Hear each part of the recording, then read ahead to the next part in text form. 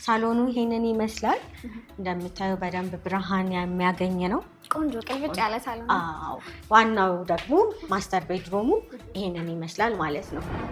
ከእንግሊዝ ኤምባሲ አጠገብ ማለት ነው። አካባቢው ላይ በ3 ኪሎ ሜትር ራዲየስ ውስጥ ወደ 16 የሚሆኑ የኤምባሲዎች አሉ ማለት ነው። የቶፕ ቪው ኤሪያ ስለሆነ ዲያስፖራውም የሎካል ባለሀብቱም የሚመርጠው ለኑሮ ምቹ የሆነ ኤሪያ ነው። አሁን ላይ በካሬ እየሸጥን ያለ ነው። የአንድ ካሬ ዋጋ 78,000 ብር ነው የሚሆነው። በዲስካውንት ነው። ይሄ ዲስካውንት የሚቆየው ለ15 ቤቶች ብቻ ነው የሚሆነው። ስለዚህ ቅድመ ክፍያውን በ10% እናስጀምራለን። 50-50 የባንክ አማራጭ አመቻችተናል። ስለዚህ ከ15 እስከ 20 ዓመት በሚቆይ ጊዜ እየኖሩበት ወይም ደግሞ አከራይተው ቀስ እያሉ መክፈል ይችላሉ። ሴንተር ላይ መኖር የሚፈልግ አዲስ አበባ መሀል ላይ መኖር የሚፈልግ ግን ደግሞ ከጫጫታው ምራቅ ማለት የሚፈልግ ሰው ሁለቱንም አክሰስ የሚያደርገው እኛ ሳይት ላይ ነው የሚሆነው። ሰላም ውድ የኑሮ በሸገር ተመልካቾቼ፣ የምታዩት ይህ የአማረ ቤት ሰመር ሪል ስቴት በሴቶች አደባባይ ለደንበኞቹ ሰርቶ ያስረከበው አፓርትመንት ነው። አሁንም አዲስ ሳይቱን በእንግሊዝ ኤምባሲ አካባቢ ለኑሮም ለኢንቨስትመንትም ምቹ በሆነ ቦታ ላይ ለሽያጭ ማቅረቡን ሰምቼ፣ ይህ ደግሞ ትኩረታችሁን ጥሩ ሎኬሽን ማግኘት ላይ ለሆነ ተመልካቾቼ ይጠቅማችኋል በማለት ወደ ሰመር ብቅ ብያለሁ። እኔ ኑሃሚን ነኝ። ቻናላችን ኑሮ በሸገር ነው። አብራችሁን ቆዩ። ሰላም እንዴት አለሽ? እንኳን ደህና መጣሽ። እንኳን ደህና ቆየሽኝ። ኑሃሚን እባላለሁ ከኑሮ በሸገር ነው የመጣሁት። በቅድሚያ እስቲ ራስሽን እና እዚህ ሰመር ሪል ስቴት ላይ ያለሽን የስራ ድርሻ አስታውቂ። መልካም፣ ማህሌት እባላለሁ። ሰመር ሪል ስቴት ላይ የሽያጭ ስራ አስኪያጅ ነኝ። እንግዲህ እንደደረሰኝ መረጃ ከሆነ ድርጅታችሁ ሰመር ሪል ስቴት እንግሊዝ ኤምባሲ ላይ አዲስ ሳይቱን ለሽያጭ እንዳወጣና ቦታው ደግሞ ለኑሮም ለኢንቨስትመንትም ምቹ እንደሆነ ሰምቼ ያው ስለሱ መረጃ ለመጠየቅ ነው የመጣሁት። መልካም፣ ስለመጣሽ ደስ ብሎናል። እንኳን ደህና መጣሽ። ከዛ በፊት ግን ያስረከብነው ይሄን የመሰለ አፓርትመንት አለ። ሳምፕላውስ ላሳይሽ። እሺ፣ ደስ ይለኛል። እሺ፣ ስለዚህ ኑሃሚን እንደምታየው ይሄ ያለቀው 2 መኝታ ክፍል ቤታችን ነው። እዚህ ሴቶች አደባባይ ጋር ያስረከብነው ማለት ነው። እንደምታየው ማቴሪያሎቹ በጣም ኳሊቲ ያላቸው ማቴሪያሎች ናቸው። ከበር አንጻር እንኳን በደንብ ተጠበንበት ነው የሰራ ነው። እንደምታየው እዚህ ጋር 3 ቁልፎች አሉት። ከዚህ በፊት እንደዚህ አይነት ያለው ማቴሪያል ነው ሲታይም በደንብ የሚያምር ከዛ ደግሞ ሴኪዩር የሚያደርገን ቆንጆ በር ነው የሰራ ነው። ስለዚህ እንደገባን የምናገኘው ኮሊደር ይኖረናል ማለት ነው። ይሄን ኮሊደር አክሰስ የምናደርገው ሳሎኑ በዚህ ጋር ይሆናል ማለት ነው። ስለዚህ ይሄ ያስረከባችሁት ቤት ነው ማለት ነው? ይሄ ያስረከብነው ቤት ነው። በጣም ቆንጆ ቤት ነው። ቤት ለምቦሳ ልበላ። ሳሎኑ ይሄንን ይመስላል። እንደምታየው በደንብ ብርሃን የሚያገኝ ነው። ቆንጆ ቅልብጭ ያለ ሳሎን ነው። አዎ ሳሎን ሊቪንግ ኤሪያችን እዚህ ጋር ይሆናል። የዳይኒንግ ኤሪያችን እዚህ ጋር ይሆናል። ሞር ደግሞ እንደዚህ ብርሃን ቤቱ ላይ ጥሩ ሆኖ እንዲታይ ያደረገው ከብርሃኑ በተጨማሪ የሲሊንግ ከፍታው ነው። ምን ያህል ነው የሲሊንግ ከፍታው? ኦልሞስት ወደ 3 ሜትር እንደዛ ከፍ ይላል። ከፍ ያለ ለቀቅ ያለ እንደዚህ ዳርክ ያልሆነ ያልተጨናነቀን ስፔስ የሚሰጠን ሲሊንግ ከፍ ሲል ነው። ስለዚህ ያንን ክሬት አድርገናል። እዚህ ጋር ደግሞ የዳይኒንግ ኤሪያችን ይሆናል። ዳይኒንግ ኤሪያችንም እንዲሁ እይታ እንዲኖረው እዚህ ጋር ተፈጥሯዊ ላይት ይገባል። ባልከኒም አለው። እሱን አክሰስ ማድረግ ይቻላል። የጠዋት ፀሐይ ነው የሚያገኘው ቢልዲንጉ። ስለዚህ ጠዋት ላይ ቁርሳችን እየተመገብን ፊት ለፊት የጠዋቷን ፀሐይ እየሞቅን ማድረግ ይቻላል። እዚህ ጋር ደግሞ ኪችናችን ይሆናል ማለት ነው። ኪችኑ ኦፕን ኪችን ነው ማለት ነው። እንደ ደንበኛው ፍላጎት ነው ያደረግንለት። ኦፕን ኪችን ያደረግነው አለ። እንደዚህ ክሎዝድ ኪችን አድርገን ደግሞ ይሄንን ዘግተን እንደምታዩ ግድግዳ ጫፍ ላይ ስላለ ሁለቱንም ዘግተንለት አክሰስ የሚደረገው ቅድም ባሳየውሽ ኮሊደር በኩል ስለሆነ ይሄኛው ኪችናችን ኦፕንም ክሎዝድም ይሆናል። ስለዚህ ሁሉንም ማቴሪያሎች እኛንን እዚህ ጋር ያሟላ ነው። በፉል ፊኒሽድ ያስረከብነው ስለሆነ እንደ ሌሎች ቦታዎች ምናልባት አጋጥሞሽ ከሆነ የሳከር ሲስተም ብቻ ይደረግና ሳከሩ የማይገጠምበት ሁኔታ አለ። ያንን አላደረግንም። ሁሉንም ነገር ለኑሮ ምቹ አድርገን ያስረከብነው ማለት ነው። ሌላው ደግሞ ባለስንት ካሬ ነው ይሄ ቤት? ይሄ አሁን 137 ካሬ ነው ያሳየኋችሁ ያለሁት። 137 ካሬ ነው። ባለ ስንት መኝታ ነው? 2 መኝታ። ባለ 2 መኝታ። 2 መኝታ ላውንድሪ ሩምን የጨመረ 2 መኝታ ነው ይኖራል። በጣም ቆንጆ። ሳሎኑን ይሄን ይመስላል። ደግሞ መኝታ ቤቶቹን ላሳይሽ። እሺ። ኮመን ባድሩም እዚህ ጋር ይኖረናል። ሰፋ ያለ ለቀቅ ያለ ኮመን ባድሩም ይኖረናል። የጋራ መታጠቢያ ማለት ነው። የልጆች ክፍል እዚህ ጋር ይኖረናል። የራሱ ክሎዜት ኤሪያ አለው። ዋናው ደግሞ ማስተር ቤድሩሙ ይሄንን ይመስላል ማለት ነው። ማስተር ቤድሩሙ ራሱ እዚህ ጋር በቂ ተፈጥሯዊ ላይት አለው። ሁሉም ቤቶቻችን እንደዚህ ናቸው። በሁሉም ሳይድ የሚከልላቸው ህንፃም ስለሌለ ቆንጆ የሆነ ብርሃንን ያገኛል። የፀሐይ ብርሃን በደንብ ቤታችንን አክሰስ ያደርግልናል። ከዛ ውጪ አንድ መስኮት አይደለም የሚኖረው፣ በሁለት ሳይድ መስኮት ይኖረዋል። እዚህ ጋር አንድ እንደ ድሬሲንግ እንትን ይኖረናል። ከዛ ውጭ እዛ ጋር ደግሞ መኝታችን ላይ እንዲሆን ተኝተን በደንብ አክሰስ የምናደርገው በዚህኛውም ጋር መስኮት አለው። ቆንጆ አድርጋችሁን የሰራችሁት። ይሄኛው ደግሞ ማስተር ባድሩሙ ማለት ነው። ሰፋ ያለ ማስተር ባድሩም ኤሪያ እዚህ ጋር ይኖረናል። በጣም አሪፍ ነው ማህሌት። እንግዲህ አሁን ደግሞ እስቲ ወደ መጣሁበት ጉዳይ ልመልስሽ እና ስለ አዲሱ ሳይታችሁ ሎኬሽን የት እንደሚገኝ ለሚኖሩም ኢንቨስት ለሚያደርጉም ሰዎች ምን አይነት የሎኬሽን ቫልዩ ያስገኛል የሚለው ነገር እስቲ ንገሪኝ። መልካም፣ አረፍ ብለን እናውራ። እሺ እንግዲህ ማህሌት ቅድምም እንደጠቀስኩት ሎኬሽናችሁ እንግሊዝ ኤምባሲ ላይ ነው የሚገኘው እና በትክክል የት ነው የሚገኘው? እንዲሁም ደግሞ አካባቢው ላይ ምን ነገሮች አሉ? ምን አይነት ሎኬሽን ቫልዩ አለው? ኦኬ ምንድን ነው መሰለሽ አካባቢው የሚገኘው ኤግዛክት ሎኬሽኑ ከሚናሮል ህንፃ አጠገብ ነው። ከእንግሊዝ ኤምባሲ አጠገብ ማለት ነው። አካባቢው ላይ በ3 ኪሎ ሜትር ራዲየስ ውስጥ ወደ 16 የሚሆኑ የኤምባሲዎች አሉ ማለት ነው። ከሴኪሪቲ አንጻር ከሴፍቲ አንጻር በጣም ሴኪር የሆነ ኤሪያ ነው የመረጥነው። ፕራይም የሆነ ሎኬሽን ነው ማለት ነው።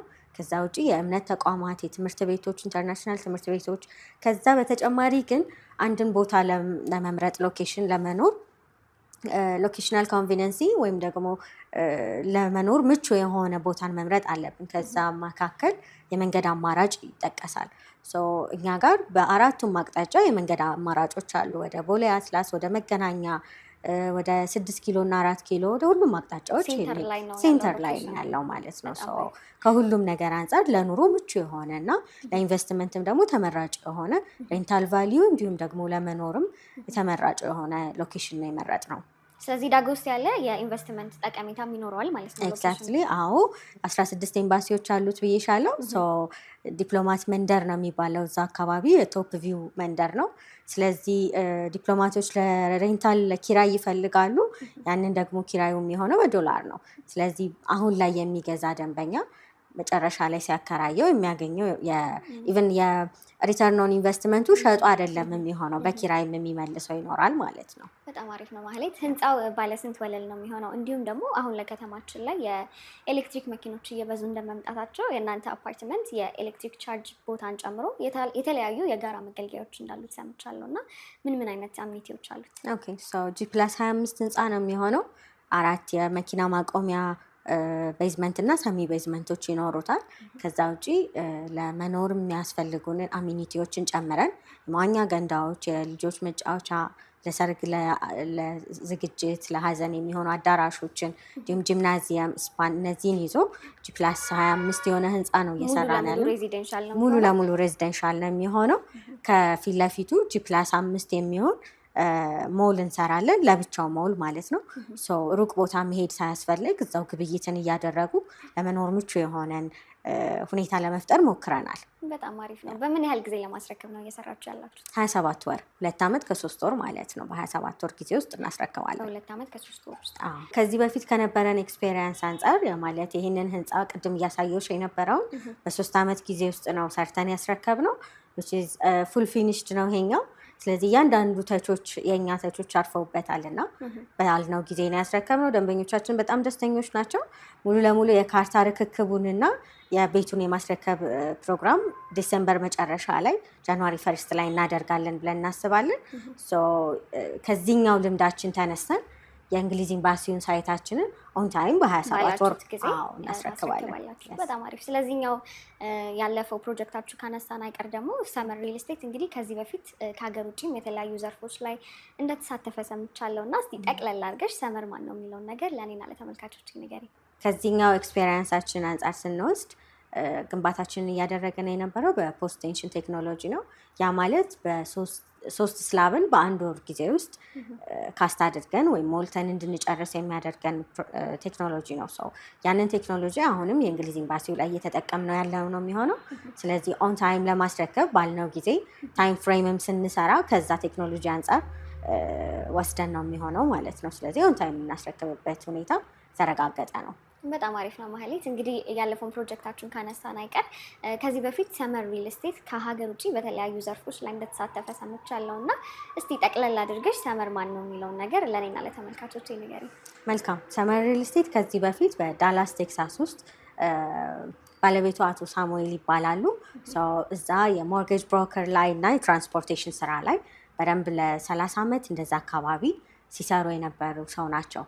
ከዛ ወደዚህ ደግሞ ያንን ኤክስፔሪየንስ ይዘው መጥተው ወደ ሪል ስቴት ዘርፉ ተቀላቅለው ይሄንን ህንፃ ባልነው ጊዜ ሰርተን አስረክበናል ማለት ነው። እያንዳንዱ ተቾች የሰራንበት ማቴሪያል ከሎኬሽን አንጻር ሁሉንም እየወሰድን ያለ ነው። ላይፍ ስታይልን ክሬት ከማድረግ አንጻር ለሰዎች ደግሞ ለመኖሪያ ምቹ የሆኑ አኗኗርን ክሬት ለማድረግ እነዚህን አይነት ስራዎችን እየሰራ እንገኛለን። በጣም አሪፍ ማህሌት። እንግዲህ የእናንተን ሰመር ሪል ስቴትን ለየት የሚያደርገው ነገር ከሰማኋቸው ነገሮች አንዱ የኮመን ኤሪያ ላይ ከ50 እስከ 60% የሚሆነውን ራሱ ድርጅቱ ነው ከቨር የሚያደርገው። ስለዚህ ይህ ደግሞ ለደንበኞቻችሁ በቂ የሆኑ የካሬ አማራጮችን ይሰጣችኋል ብዬ አስባለሁ። ስለዚህ እስቲ እናንተ ጋር ያለው የካሬ አማራጮች ምን ይመስላሉ? እንዲሁም ደግሞ የመኝታ አማራጮቻችሁንም ንገሪ።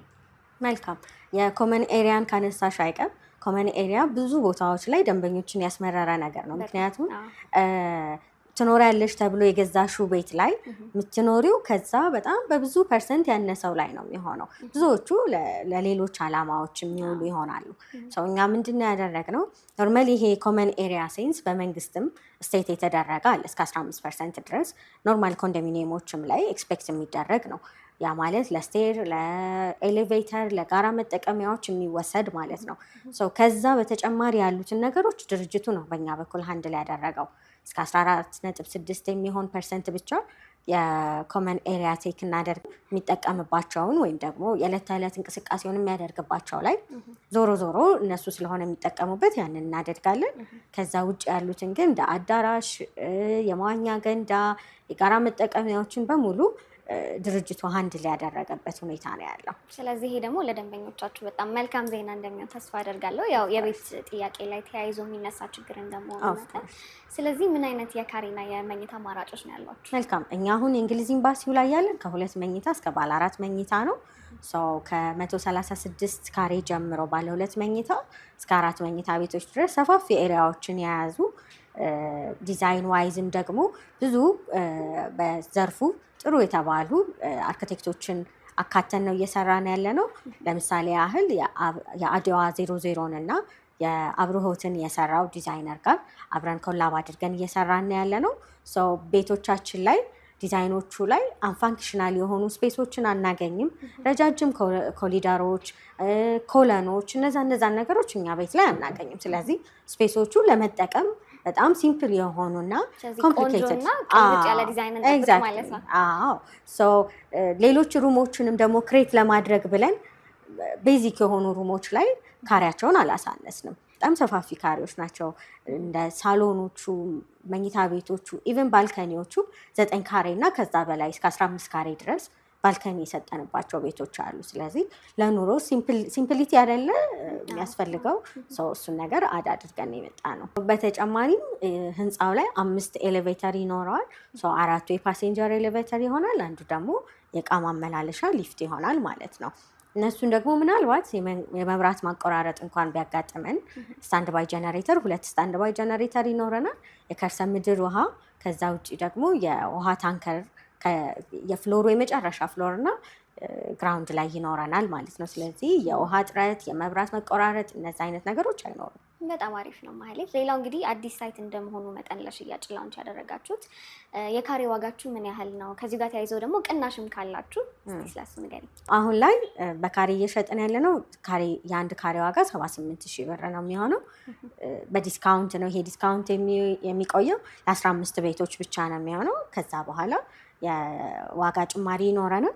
እነዚህ ቤቶች ላይ ከባለ 2 እስከ ባለ 4 መኝታ ቤቶች ላይ እያንዳንዱ 2 እና 3 የካሬ አማራጮች ይኖሯቸዋል።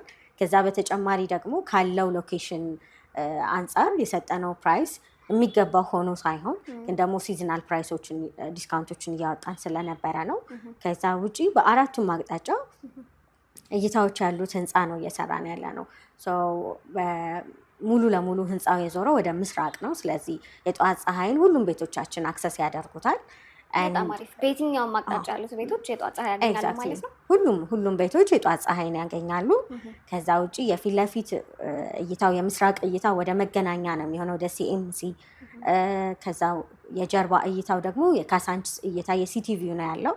እንደን በጎን በኩል ያለው አንደኛው ጎን የዋናው መንገድ የሾላን መንገድ ነው የሚያየው። and the other side ደግሞ የጫካ ፕሮጀክትን ነው የሚያየው። ሶ የሂል ሳይድ እይታችን የሚሆነው የጫካ ፕሮጀክት ነው ማለት ነው። ስለዚህ አካባቢው ላይ ካሉት ሁሉም እይታዎችን አክሰስ ማድረግ ይችላሉ። በጣም አሪፍ ነው ማለት እንግዲህ ቅድም ስመጣም እንደጠቀስኩት የጫካውን ፕሮጀክት ጨምሮ 16 ኤምባሲዎች አካባቢው ላይ ይገኛሉ እና ምናልባት የተወሰኑትን ብትጠቅሽልን። ኦኬ ሶ ኤምባሲዎች ውስጥ የእንግሊዝ ኤምባሲ ይኖራል፣ የኬንያ ኤምባሲ፣ የቤልጅየም ኤምባሲ እዚህ አካባቢ ይገኛል። ከዛ ውጭ ደግሞ የጫካ ፕሮጀክት አለ። በአቅራቢያው ደግሞ ሆስፒታሎች፣ ትምህርት ቤቶች፣ የእምነት ተቋማት እነዚህ አስፈላጊ የሆኑ ለኑሮ የሚያመቹ ነገሮች እዛው አካባቢ ላይ በቅርብ ርቀት የምናገኘው ነው የሚሆነው። በተጨማሪም እዛ አካባቢ ላይ የቶፕ ቪው ኤሪያ ስለሆነ ዲያስፖራውም የሎካል ባለሀብቱም የሚመርጠው ለኑሮ ምቹ የሆነ ኤሪያ ነው። ለምሳሌ ያክል ትልቅ ባለሀብቶች፣ አትሌቶች የሚኖሩበት ሰፈር ነው እና ለኢንቨስትመንትም ቢታሰብ ለመኖሪያም ቢታሰብ ጥሩ ነው። ከዛ አንጻር ደግሞ ምን አለ መሰለሽ፣ ከዚህ በተጨማሪ የመንገድ አማራጮቹ ወደ ቦሌ ኤርፖርት ያለው ርቀት፣ ወደ ሜክሲኮ፣ ካሳንችስ እነዚህ ሴንተር የሚባሉት ወደ አያት ከነሱ አንጻር የኮሪደር ልማቱም በደንብ የተሰራበት አካባቢ ስለሆነ ቶሎ የመንገድ አክሰሳቢሊቲውንም ጥሩ የመንገድ አክሰሳቢሊቲ ስላለው ሰዎች ወደ ፈለጉበት ቦታ በተለያየ የመንገድ አማራጭ መጠቀም ይችላሉ። በጣም አሪፍ። ስለዚህ ዋና ትኩረታቸው ሎኬሽን ቤዝድ የሆኑ ደንበኞች የእናንተን ፕሮጀክት በጣም የሚወዱት ነገር ነው የሚሆነው ማለት ነው። ኦፍኮርስ ሴንተር ላይ መኖር የሚፈልግ አዲስ አበባ መሀል ላይ መኖር የሚፈልግ ግን ደግሞ ከጫጫታው ምራቅ ማለት የሚፈልግ ሰው ሁለቱንም አክሰስ የሚያደርገው እኛ ሳይት ላይ ነው የሚሆነው። በጣም አሪፍ ነው ማለት። አሁን ደግሞ እስቲ ወደ አከፋፈል ስርዓታችሁ ልመልስሽ እና በግንባታ ሂደት ነው የሚከፈለው ወይንስ ደግሞ ታይም ቤዝድ አድርጋችሁ ነው የምታስከፍሉት? ኦኬ ሰው እኛ የምናስከፍለው በግንባታ ሂደት መሰረት ነው የሚሆነው። ያ ማለት ውላችን ላይ ባለው መሰረት ግንባታውን እዚህ ላይ ሲደርስ እያለ ያ ምን ይሰጣል መሰለሽ ለደንበኞቹ ካልተገነባ ያለመክፈል መብትን ይሰጣቸዋል። ሰው ከስጋትም እንዲቀላ መተማመን ይፈጥራል መሀል ላይ። እንደዚህ የሚሆነው ደግሞ ከምን አንጻር መሰለሽ ብዙ ጊዜ ፋይናንሻል ስቴብል የሆነ ድርጅት ከሆነ በታይም ቤዝድ አያደርግም። ያ ማለት ራሱ እየገነባ ደንበኞቹን ማስከፈል ይችላል ማለት ነው። ስለዚህ ቤዚክሊ እኛ ከደንበኛ በተሰበሰበ ገንዘብ ሳይሆን የምንሰራው እኛ ራሳችንን ግንባታዎቹን እያካሄድን ከዛ በኋላ እዛ ያልነው ፋይናንስ እያደረጋችሁ ያልነው ሲመጣ ነው የምታስከፍለው። ኤግዛክትሊ አዎ ያልነው የኮንስትራክሽን ፌዝ ላይ ስንደርስ ክፍያዎችን እንጠይቃለን ማለት ነው። በ8 ዙር ነው ተከፍሎ የሚያልቀው። ቅድም እንደነገርኩሽ የ27 ወራት ጊዜ ይኖረናል። ስለዚህ ቅድመ ክፍያውን በ10% እናስጀምራለን። እንደን ግንባታውን እያዩ ደግሞ ቀሪ ክፍያዎች ይደረጋሉ። የዴሊቨሪ የመረከብ ችግር ይቀርፋል ብዬ አስባለሁ። ኤግዛክትሊ በጣም አሪፍ። ከዛ ውጭ ምን አለ መሰለሽ ሌሎች ቦታዎች ላይ የማይገኝ ትልቅ እድል እኛ ጋር በተለይ ለሎካል ደንበኞቻችን ብዙ ሎካል ደንበኞቻችን የሪሴል ቫሊዩን እያዩ ሪሴል ማድረግ ይፈልጋሉ። ዋንስ ከገዙ በኋላ የካሬ ዋጋ ሲጨምር ሎኬሽኑ እየተፈለገ ሲሄድ ሸጠው ማውጣት ይፈልጋሉ። አዎ ስለዚህ ያንን እድል በውላችን ላይ አጽድቀን አይተር በመተካካት ሊሆን ይችላል ወይም በስጦታ ውል ለሶስተኛ ወገን ማስተላለፍ ይችላል ደንበኛው። በጣም አሪፍ ዜና ነው። እንግዲህ ከዚህ ጋር በተያያዘ ደግሞ ከክፍያው ጋር ፍሌክሲብል የሆነ የፔመንት ስኬጁል አለን። ደንበኛው ምናልባት የባንክ አማራጮችን የሚፈልግ ከሆነ ደግሞ ከአራተኛ ዙር ክፍያ በኋላ 50-50 የባንክ አማራጭ አመቻችተናል። ስለዚህ 50%ን ደግሞ በተመረጡ ባንኮች ላይ ከ15 እስከ 20 ዓመት በሚቆይ ጊዜ እየኖሩበት ወይም ደግሞ አከራይተው ቀስ እያሉ መክፈል ይችላሉ። ስለዚህ ከባንክም ጋር አያይዛችኋል? ከባንክም ጋር አያይዛላችሁ? ኦፍ ኮርስ አያይዘናል። በጣም አሪፍ ነው። ማህሌት በመጨረሻም እንግዲህ ማለት የምትፈልጊው ማስተላለፍ የምትፈልጊው ተጨማሪ ነገር ካለ እድል ስጥሽ። አመሰግናለሁ። የእንግሊዝ ኤምባሲውን ቅድም እንደጠቀስኩልሽ ለ15 ቤቶች የወጣ ዲስካውንት ነው። ይሄ በ78,000 እየሸጥን ያለ ነው ማለት ነው። ቀድሞ ለሚገዙ ለ15 አባወራ ቀድመው ለሚመጡ ለ15 አባወራዎች ማለት ነው። ከዛ በተጨማሪ ግን የሳንፎርድ አካባቢ 6 ኪሎ ለሚኒሊክ አካባቢ ማለት ነው ኮባ ፒስትሪ ፊት ለፊት ሌላ ሳይት አለን። አፕካሚንግ ፕሮጀክት ነው። ቤዚክሊ እሱን በቡኪንግ እና በሪዘርቬሽን አማውንቶች እየሸጥን ያለ ነው። ከባለ 1 እስከ ባለ 3 መኝታ ነው። በደንብ አፎርደብል የሆኑ ኤሪያዎች ናቸው። ከ77 ካሬ ጀምረው ባለ 1 መኝታ ቤቶች አሉ። ባለ 2 መኝታ ቤቶች ከ100 ካሬ ጀምረው ይኖራሉ። ባለ 3ም እንደዚሁ ከ139 ካሬ ጀምረው ይኖራሉ። ስለዚህ ደንበኞች እነዛን ቤቶችም ላይ ደግሞ ኢንትረስት የሚሆኑ ሎኬሽን ምርጫቸው እዛ የሚሆን ከሆነ በቡኪንግ እና በሪዘርቬሽን አማውንቶች መክፈልና መያዝ ይችላሉ ማለት ነው። በጣም አሪፍ ማህሌት። እንግዲህ የእኛ ተመልካቾች ይህንን ቪዲዮ አይተው እናንተ ጋር መጥተው ቤት መግዛት ቢፈልጉ እንዴት ነው የሚያገኟችሁ? መልካም። እዚህ ከስር በሚቀመጠው ስልክ ቁጥር በዋትሳፕ፣ ቴሌግራም እና በቀጥታ ስልክ እየደወሉ ማግኘት ይችላሉ። ቀጠሮዎችን አስይዘው የሳይት እና የቢሮ ጉብኝትን ማድረግ ይችላሉ። መልካም። እንግዲህ ለሰጠሽኝ መረጃ እጅግ አድርጌ አመሰግናለሁ። እኔም በጣም አመሰግናለሁ። ተመልካቾቼ በሰመር ፕሮፐርቲስ የነበረኝ ቆይታ ይህንን ይመስል ነበር። በቪዲዮ መጀመሪያ ላይ እንደጠቀስኩት ዋና ትኩረታችሁን ጥሩ ሎኬሽን፣ ለኑሮም ለኢንቨስትመንትም ምቹ የሆነ ቦታ መምረጥ ላይ ለሆነ ተመልካቾቼ ይህ ፕሮጀክት እንደጠቀማችሁ ተስፋ አደርጋለሁ። በሌላ ቪዲዮ እስከምንገናኝ ቻው።